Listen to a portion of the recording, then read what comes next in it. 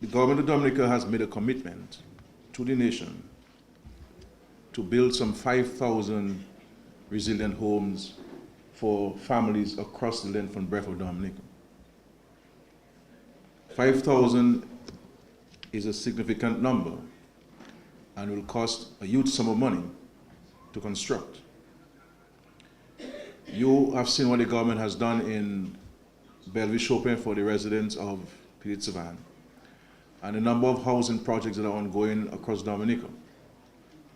And I believe in the next 3 years or so, the government will be able to achieve that objective of building 5,000 homes for families in Dominica. And as Minister Austria indicated, these homes are going to be given to families at no cost to them. And it is something sometimes that people overlook, because as the country gets more developed, sometimes we take things more for granted. But one has to look at where we are today, just 15 months after the hurricane, and we look back on where Dominica was on the morning of the 19th of September 2017, we have to give God praises and thanks for what we have been able to achieve together as a country.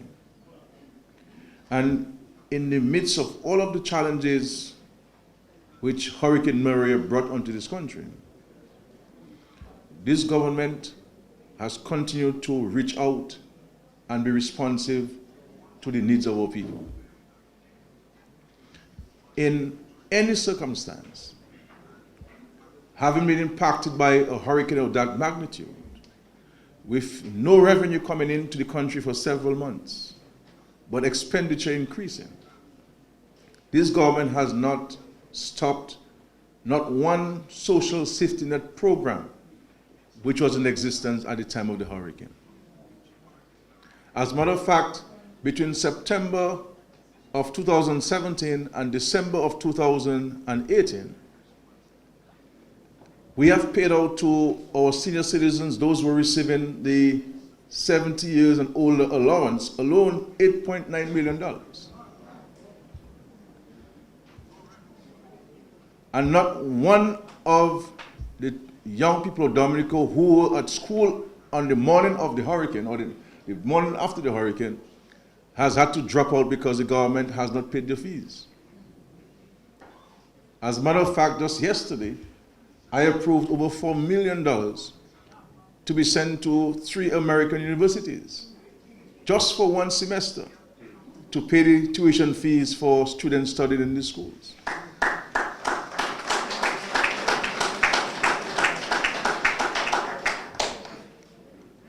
Our children across Dominica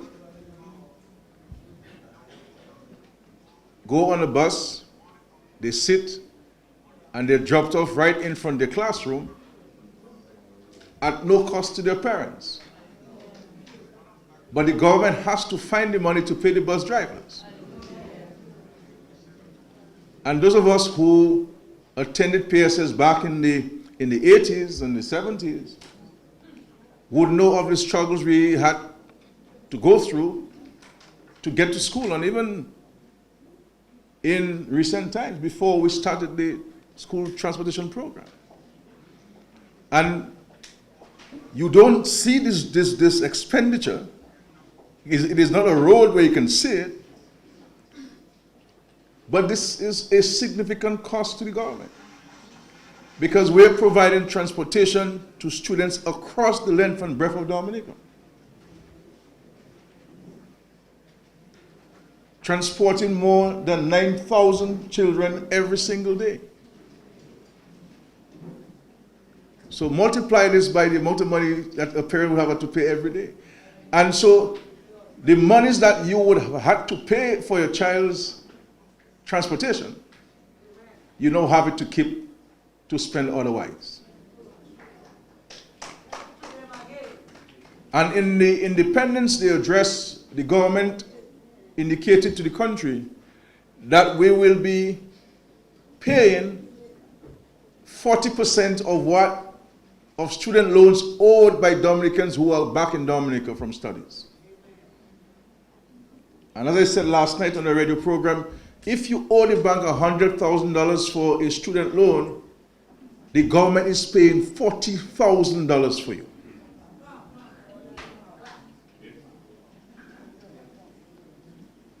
At a time after the hurricane, we do not have oil, we do not have gold to sell in Dominica, we do not have no natural resources besides our people.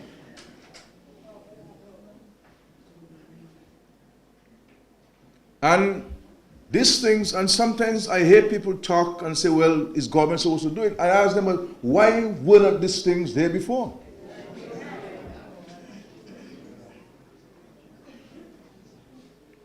How many of our children in Dominica dropped out of school because their parents couldn't pay the bus fare? How many children in Dominica, the bus driver said, you're not coming on my bus next month because your parents owe me for 3 months? People tend to forget these things, you know.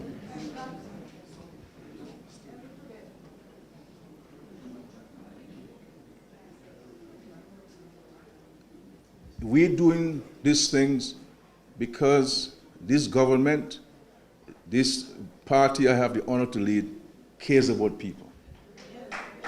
There is nothing about. And in the area of housing, we can put all governments together, before independence and after independence together, and they have not done a fraction of what this government has done where housing is concerned.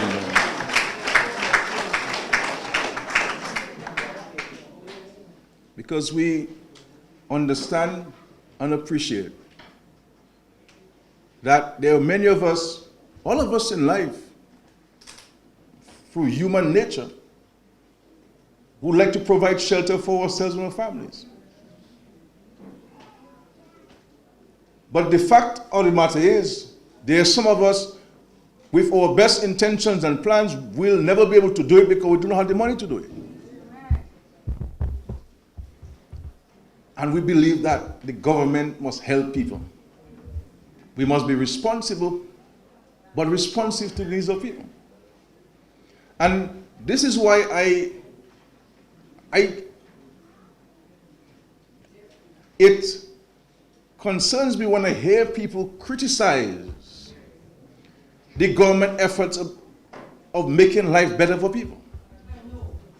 Because I've always maintained publicly that we do not only have a moral obligation as a government to people, we have a biblical responsibility. That the less fortunate among us must get help. And people must not grudge for people who get help. People must not grudge people. People must not grudge people who need help, who are getting help. Because, you know, I always tell people, you never know where you will find your life next tomorrow. And we have to treat people. I treat people how I would like them to treat me if I were in their situation. So I may be Prime Minister today, but I do not know tomorrow, when I get old, I may not need a history care. So I want to know if when I get old and I need a history care, they will say, well, you know, when Skerrit was Prime Minister, he had the history care program, so let's give him a history care person. We just never know. And therefore, whatever we can do that is good to people, we must do it. And I always tell people, we're not doing this. I am not helping these people with their homes, the 31 families there, to vote for me. You don't have to vote for me if you don't want to.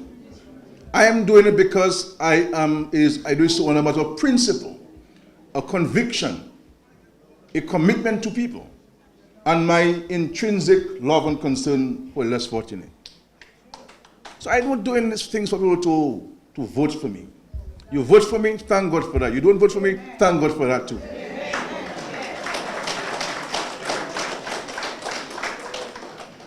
So this is what we're here today.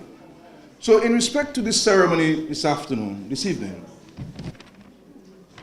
as you know, we would have sent out application forms to the village councils and to my constituency office and people would avail themselves of those forms and fill out those forms.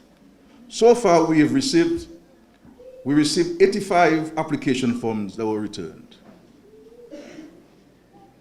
Out of the 85, 79 have been approved for a new home and 6 for re-roofing and extensive improvements, because the homes are structurally sound and with improvements can be made more comfortable than they currently are.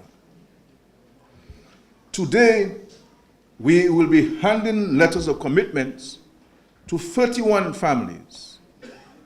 And these 31 houses will impact 82 members of the family in the community. So 82 people will be impacted in a positive way. And these 31 houses will cost $3.15 million. $3.15 million. And just to say to you, today we have taken a different approach to these ceremonies. These ceremonies, normally you would be signing contracts. What I'm reporting to you, those contracts have already been signed. And the contractors have already received their advance mobilization fee. So they're ready to start work tomorrow. Somebody may have come to you already to look at the site to start. So the contracts have been signed. The mobilization fee has been given to the contractors. That's correct, right? The check has been given to them. As they sign, they got the check one time. So today we're giving a letter that states the government's firm commitment to build a new home. And these homes will be constructed with concrete walls, with concrete roofs, because we are seeking to build more resilient homes and to have this concrete roof, so in the event of a hurricane, you don't have to run to anywhere, you can stay in your house and be safe. Electrical wiring, plumbing, the house will be fully tiled. You will have basic kitchen cabinets, and the houses will be painted. With regards to the 40th additional applications, I said to you, 79 have been approved, but we're starting with 31. We will have a ceremony, a similar ceremony like this, in Penville, in the first week of February, where we shall give over letters to the additional 48 families who apply. So by the first week of February, the complete number of 79 people who filled these forms and deposited them to us, your houses will be built in 2019, God's willing. And because we could have been signed, we've been given more commitments today, but the challenge which some of the beneficiaries have is the issue of not having their land. So that's a challenge. And I'm saying to those of us who have extra lands in the village, those of us who live overseas and the lots are abandoned, sell it to the government, because we need to build homes for the people on safe lands. And if you're in America, you don't come back to Dominica, either you sell it to us or we'll compulsory acquire it for the people. Because there are too many abandoned lots in the villages, and people not there, and bush and grass and rats and cockroaches on those lots. So we will be moving to compulsory acquire some lots to put homes for these families who need these homes urgently. So, and of course we're seeking to buy some land in Carib, in Penville, to build some homes for the families there.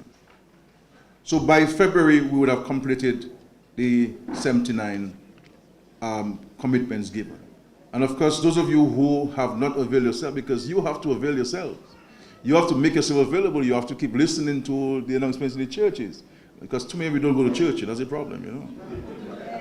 Because there were announcements in the church, you know, about the forms available and fill the forms. So those of you who believe that you need a home, you have not filled the forms, we will make some more available. So please fill the forms. Okay? Because I cannot just watch you and say, you need a house. You have to tell me you need a house. You have to fill the form. And we can engage ourselves in discussion and to see how we can assist you and so forth. We will share with you in the next couple of days, those of you who are the 79, so the additional 48, we will inform you in the next couple of days of that commitment to build the homes for you, because I have approved for the entire 79 to be constructed. In respect to the contractors, what we have done is that we have tried to use all of the available people who can build homes in the constituency. And we have tried to keep, so in Vielle, we use Vielle contractors, in Penville, we use Penville contractors, in Thibault, we build Thibault contractors. I am saying to the contractors, you are building these homes for us here in the community. And therefore, let us do it with pride, as we have done before. Let us do it with quality work. Let us do it with love. And let us give the people a beautiful home that you can all be proud of, with a sense of pride to occupy it. So let us be diligent and so on. Let us not wash our tools at 2 o'clock when we can work until 7 at night. Because, and you get a contract, manage your money properly. If you have one girlfriend, now my brother, stick with one girlfriend, man.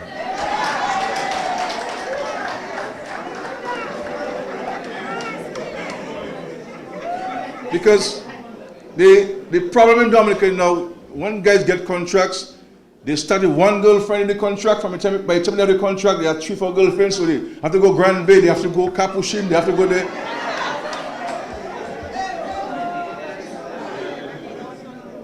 And then the profit gone.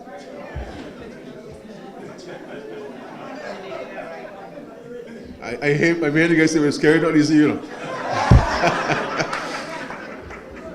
But let us do it diligently, because if you fail to deliver a good product on the first one you have, I cannot guarantee you get a second. And therefore, your work will give you more work. And therefore, let us be diligent. Let us do it quickly so that our people can move in. I would like to see all of the 79 people move in by Easter of this year, next year, and to be in their brand new homes. So I'm saying to us that we have to work together, because this country is too small for there to be this kind of divisiveness in our country,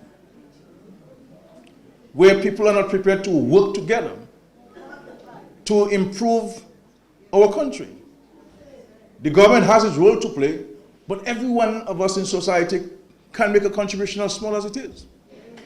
But we have to have a positive view of ourselves and our country.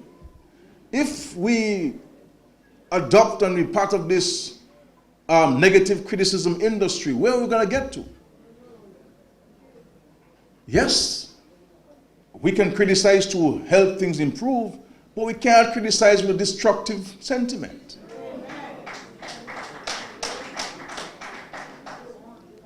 Nobody is going to benefit if we engage ourselves in negative pursuits.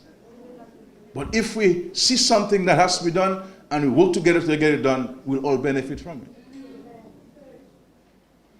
Because we must not forget, for example, where we came from in this constituency. And I remember when the majority of you placed your trust and confidence in me, I was only about 26, 27 years old. And people said, where's the little boy going? He can't do nothing. But you see, you see some people have a Bible on there, I'm going to do the Bible, you know. But they forgot that there was little David, a little sling that killed the big Goliath. And when we came into office here, we had a lot of work to do. Every single road in this constituency was bad. Every single one. People now driving on Blenheim and they're driving on Gombe and Tobido and they're forgetting that people have to hold their hat to drive on this road because you're afraid to go to the precipice.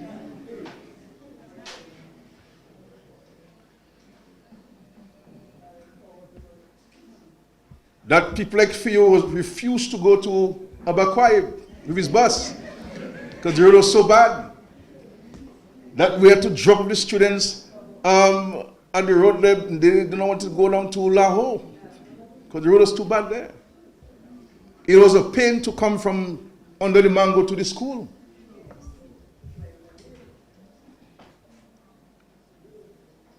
And even with housing, the housing revolution in Dominica actually started in this constituency in 2002.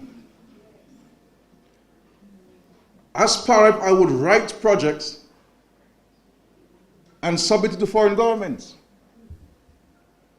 in 2002. And we got a lot of help from the French government, and we started when we built some about 15 homes. Remember the butter, yellow, and red homes we built, the plywood homes we built there. And I even saw that some of them survived the Hurricane Maria. And we built these homes with voluntary labor. People like Avan and my brother and so forth and others would come here in the schoolyard and build these homes and transport them on trucks and mount them up in those for the beneficiaries. Myself involved in building them and painting them. Most of the roads that were improved in 2002 when we constructed the roads in Penville and Vickers and Thibault were not monies from the Treasury. Because when we came into office in 2000 and I saw the extent of the difficulties of the Treasury, because there was really no money when we came into office, I had to do something as part of to improve the condition there. So I would have spent a lot of my time writing projects, and so a lot of the roads we saw, the monies came from foreign governments. And even to the point where I extended that hand of friendship to the Kalnago territory back then, where we built 10 homes in the Kalnago territory in 2003. Writing projects.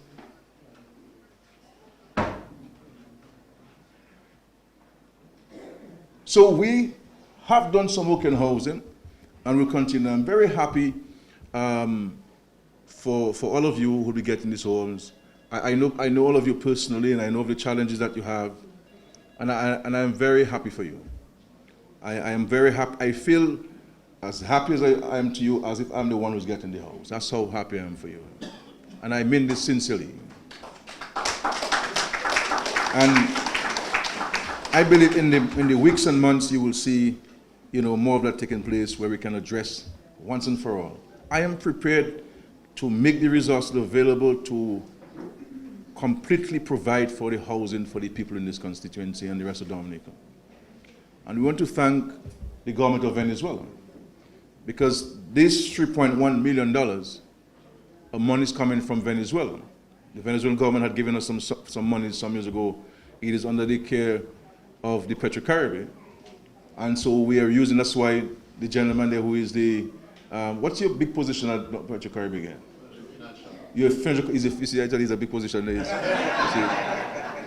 So he's the financial controller at the Petrocaribe here in Dominica. So he's the one who will be dealing with all of the payments on behalf of the government to the contractors.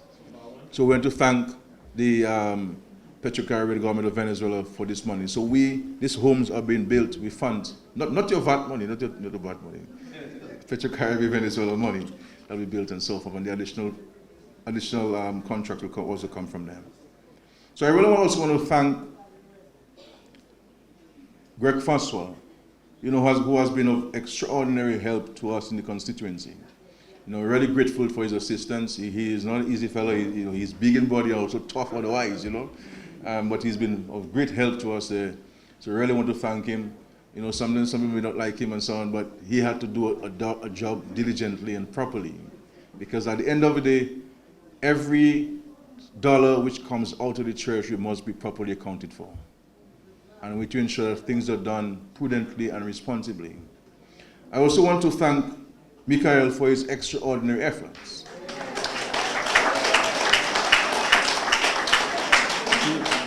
And I think,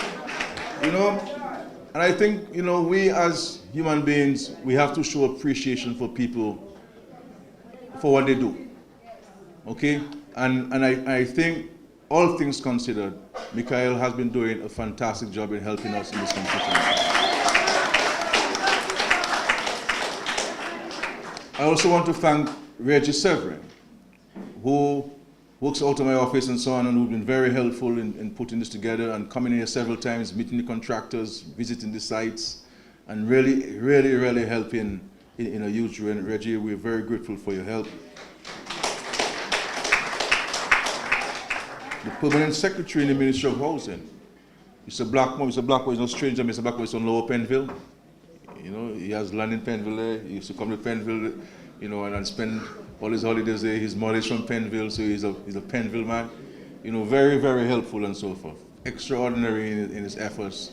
You know, he has a huge task as a permanent secretary in housing because a lot of the government's activity is focused on housing. So I want to thank him, and of course thank the staff in the Ministry of Housing for their assistance.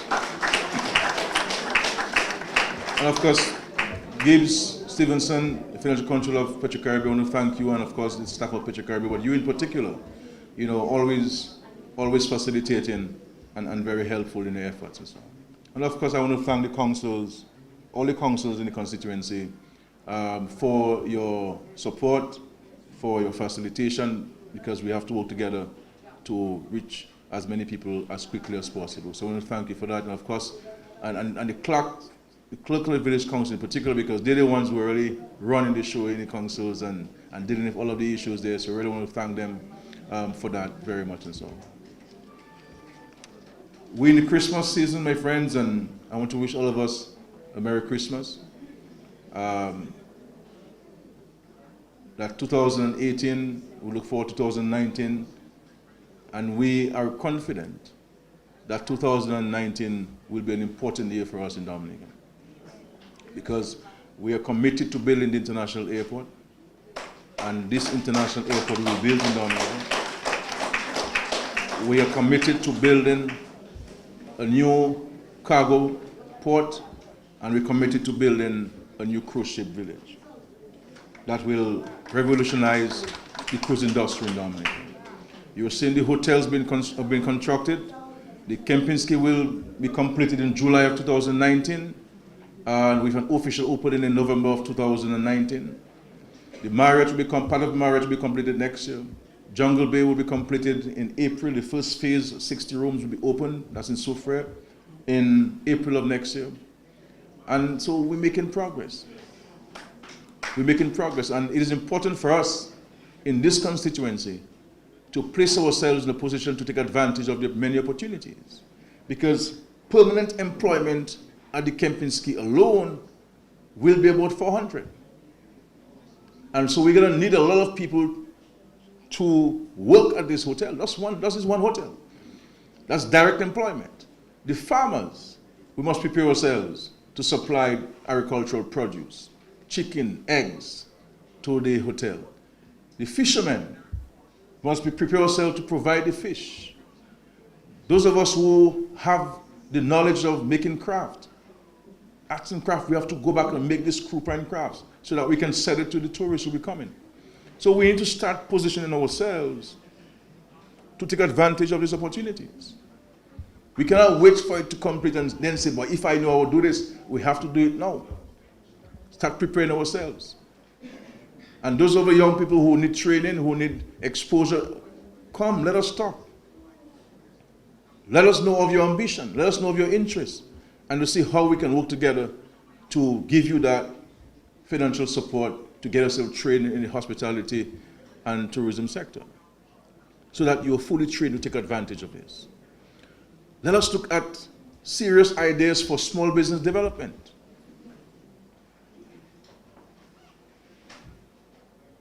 Because farming has money, but we have to do it properly with good management. But there are opportunities that we have to take advantage of. But tonight we're here to talk about housing, and you know, I'm very happy for all of you, the 31 families, and I look forward to stopping by when your house is completed so we can have a coffee at your home and so on. You know, and the 40th additional people, we will have the ceremony, as I said, in the first week of February in Penville for the giving of your letters to you. So today what we're doing is to give you a letter. And the letter will speak to some of the details in respect to the home that you'll be receiving, the square footage and the details of the home, the cost of the home, So you too can appreciate the investment which the government is making in your family. Okay? But as registered, I can tell you the governments don't give homes free because it really is not the responsibility of a government to build a home for anybody. Anyway, when governments build homes overseas, they rent it to you or they sell it to you. And they have housing corporations where you pay to these corporations the homes. And this is why past governments, yes, they build homes, but they sold the homes to people. And Reggie told me that even when we came into office,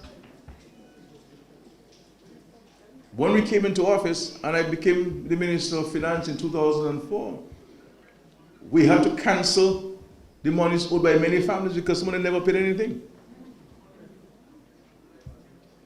There were families who bought homes in Granby and lands in Granby and in Canefield and so forth, and we had to waive the balance of the monies owed, or the entire sum in some cases.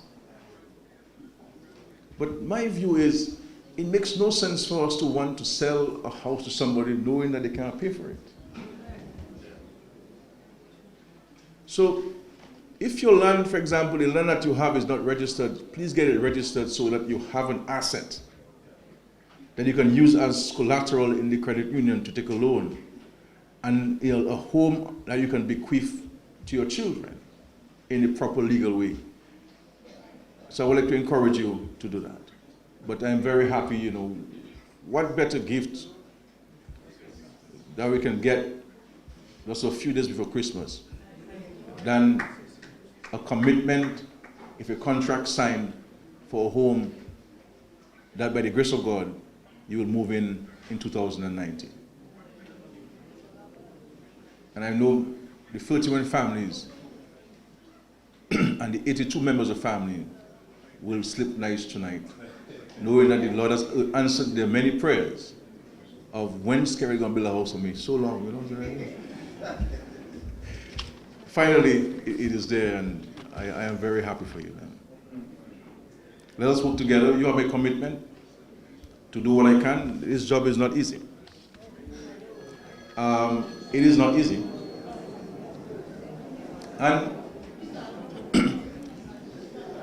I want to say to us, finally, on the political front, because I don't want to be political tonight. The only party that has a plan and a vision for this country is this party.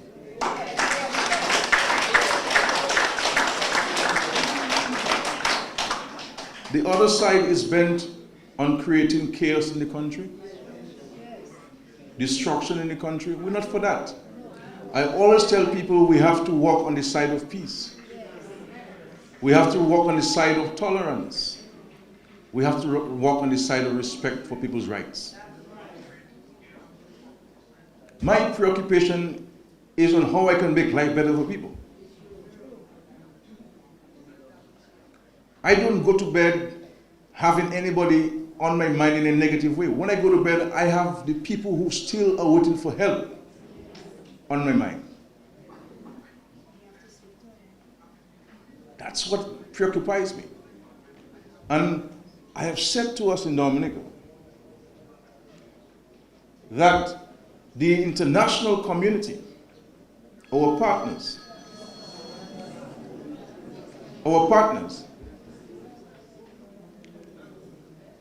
have not decided to help us because a hurricane hit us.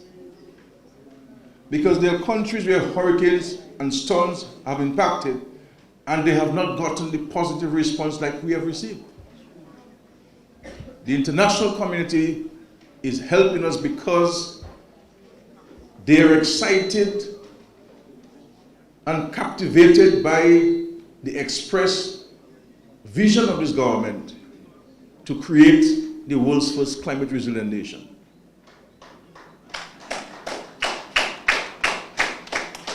And there were some who even felt that we were punching way above our reach. But I believe that as a country as small as we are, with the challenge that we have to think big. And we have to press ourselves to achieve things which people say we can't achieve.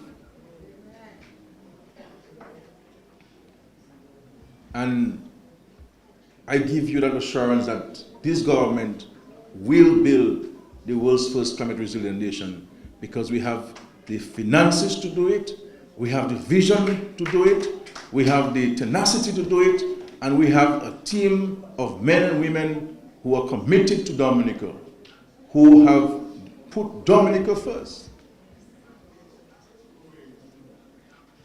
And even when I see the opposition taking people on the streets every other day, I'm saying to myself and people, why don't they take these people and go and help fix a house or somebody?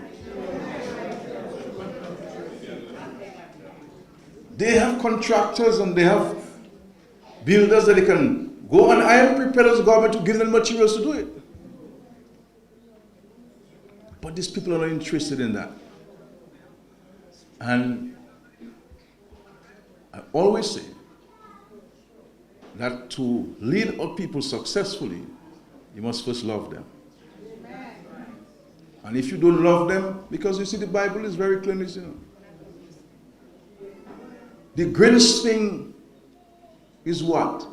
Love.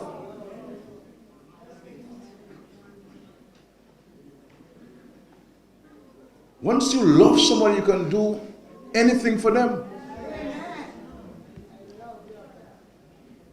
The greatest thing is love. You see, I told you guys I'm starting my church there, you know, because, I'm taking it funny to preach to you guys, because now we're going to church. I mean, suspecting we're going to a Christmas or for New Year's, because Father needs to see more of you in the church. That big church there, we need to see more people in church and so on. And that's what we offer you. Love. And a concern, a genuine concern for your welfare and your well-being.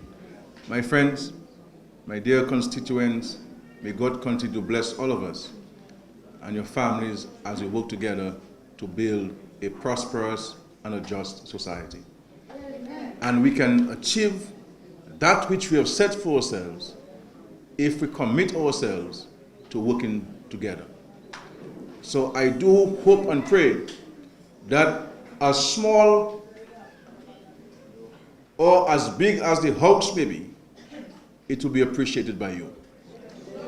Because if you fail to appreciate it, rest assured you're not affecting me. You're affecting your relationship between yourself and the good Lord. Because it is the Lord who giveth. And if the Lord thinks that you're not appreciating what he has given to you, he may very well take it away from you. So, as small as it is, say thank God for it. And I want those whose names are not on the first 31, but who will be on the second 48, to, when you go home, say a prayer for the 31 who got tonight. And to thank God on their behalf, because he has answered their prayers, while yours, the script is being written. And with God's guidance and life, you will get your commitment and the contract signed in the first week of February 2019. I wish you all the best, and may God bless you. Thank you very much.